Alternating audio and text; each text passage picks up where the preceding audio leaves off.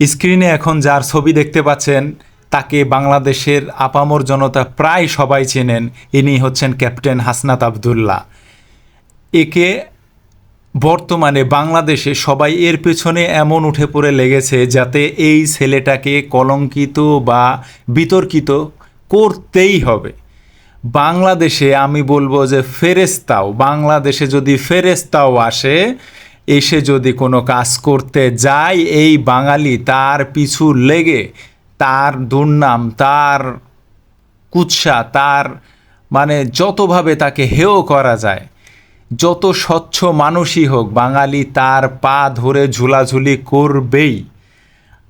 এই ছেলেটাকে দেখেন, তার নির্বাচনটা দেখলেও সত্যি এত ভালো লাগে যে এত মায়েরা, এত হচ্ছে যে তার গ্রামের মানুষরা তাকে ভালোবেসে বাংলাদেশের মধ্যে সবচেয়ে বেশি ভোটে বিজয় লাভ করা একটা ছেলে এই